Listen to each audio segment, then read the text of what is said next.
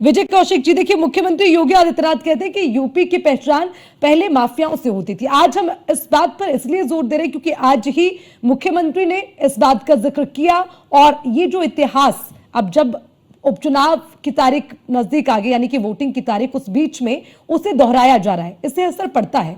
तो मैं समझना चाहूंगी कि वो जो इतिहास है उस पर कैसे पर्दा डालिएगा। मैं आपसे भी समझना चाहूंगी इससे कितना इत्तेफाक रखते हैं।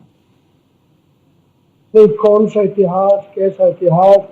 क्या उत्तर प्रदेश योगी जी के मुख्यमंत्री बनने से पहले था ही नहीं? क्या वो जन्म योगी जी ने दे दिया? आज योगी जी जितने ढोल बजा रहे हैं, क्या उन्होंने अपराध से मुक्त कर दिया उत्तर प्रदेश को? मुझे आवाज नहीं आ रही है। मैं एक छोटी सी बात कहता हूँ, नोएडा का विकास, पूरे उत्तर प्रदेश का विकास, लखनऊ का विकास क्या अकेले योगी जी ने कर दिया है सारा? इनको जन्म किसने दिया? एनडी तिवारी जी ने नोएडा बसाया। उसके बाद में सभी सरकारों ने अपने अपने काम किए। आज ये कह देना कि मैं ही सर्वशक्तिमान हूँ, मैंने ही जो कुछ किया है सब कुछ मैंने ही किया है, इससे पहले धरती पर किसी ने कुछ नहीं किया, ये ठीक वैसी ही बात है जैसे मोदी जी खुद के लिए कहते हैं कि मैं जो है जैविक रूप से पैदा नहीं हुआ हूँ। तो भैया वो भी अवतार है, योगी जी भी खुद को अवतार घोषित करने में लगे हुए हैं। जबकि हकीकत ये है, जब युवा रोजगार की बात करता है तो उन पर लाठी डंडे बरसाए जाते हैं, और जब देश में एकजुटता की बात होती है तो मोदी जी और योगी जी हिंदुओं के लिए कहते हैं कि बटोगे तो कटेंगे। यानी कि न तो आपको आर्मी के ऊपर भरोसा है, न पुलिस व्यवस्था के ऊपर भरोसा है, इसलिए आप ये डर फैला रहे हैं कि भाई देश के अंदर जो मुसलमान है वो नहीं, बटेंगे तो कटेंगे, एक रहेंगे, नेक रहेंगे, सेफ रहेंगे। मुझे लगता है कि ये डर फैलाने की बात है या विपक्ष इससे डर गया है, क्योंकि आज तो हम इस पर चर्चा भी नहीं कर रहे हैं। बार बार आप इस बयान को दोहरा रखे हैं, इस नारे को दोहरा रहे हैं, तो मतलब ये आपके लिए खतरा है क्या? विपक्ष के लिए खतरा है क्या? सुनिए ना, उनके दूध पीते बच्चे नहीं है, न मोदी जी दूध पीते बच्चे हैं। चतुर और चालाक लोमड़ी की तरह वो काम कर रहे हैं। अगर जब वो ये कहते हैं कि एक रहेंगे तो सेफ रहेंगे, तो उन्हें ये कहना चाहिए कि हिंदू मुस्लिम सिख ईसाई आपस में है सब भाई भाई, और हम एक रहेंगे तो सेफ रहेंगे।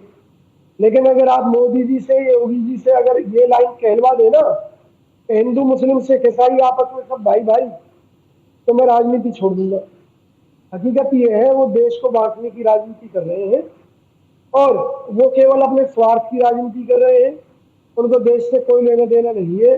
तो देश को जब आजादी मिली थी ना, तो आपको क्या लगता है, जातीय जनगणना से देश एक हो जाएगा क्या? देखिए मेरी बात सुनिए, जातिगत जनगणना से देश एक हो या ना हो, लेकिन आज भी आजादी के बाद से होती रही है ना।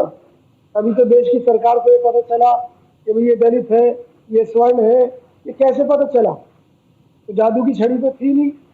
तो अगर किसी छद्म रूप को अगर स्पष्टली राहुल गांधी कह रहे हैं जातिगत जनगणना होनी चाहिए ताकि पता चले कि किसकी कितनी हिस्सेदारी है, तो उसको कितनी भागीदारी देश के विकास में, नौकरियों में, सब चीजों में मिलनी चाहिए, तो वो तो ब्राह्मणों को भी आरक्षण देने की बात। तो आप उसे भूल गए कि और कि जात पर न पात पर मोहर लगेगी हाथ पर, ये चीज तो आज भूल गई कांग्रेस। अगर लगातार आप इस बात की चर्चा करते हैं तो ये किसने कहा था?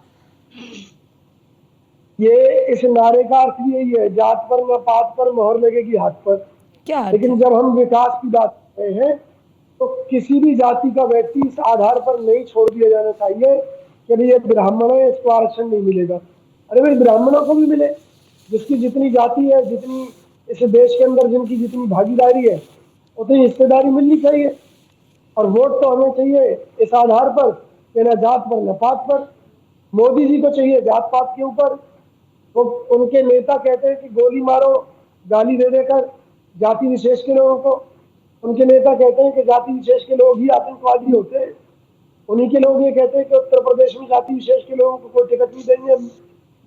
इसका मतलब वो उनको भारत का नागरिक नहीं मानते।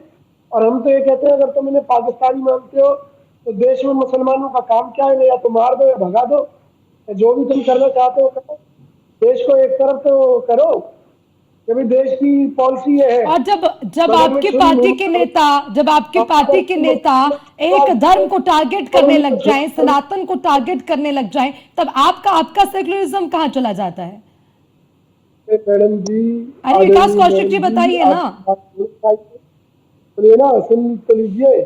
जिन मोदी जी को ये नहीं मालूम हिंदू कौन है, हिंदुत्व क्या है, जिन आरएसएस के प्रमुख को मोहन भागवत को ये नहीं पता हिंदू क्या है, हिंदुत्व क्या है, आज वो हिंदुत्व के नाम पर दुकान खोलकर बैठे हैं।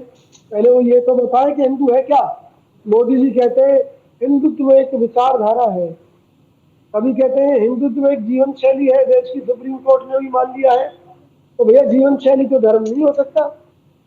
सनातन का अर्थ है जो आदि अनादि काल से चला आ रहा हो।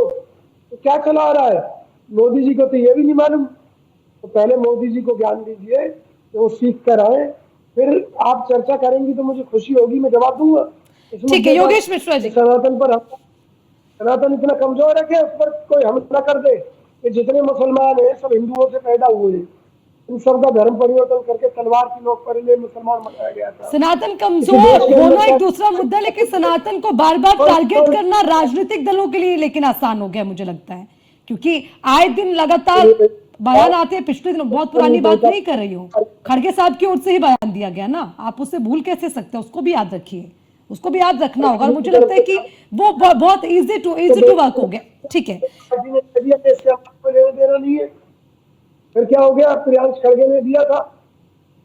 योगेश मिश्रा जी, निजी मैं दोबारा बयान आती हूँ उसी पर। ठीक है योगेश मिश्रा जी, मैं ठीक है आऊंगी।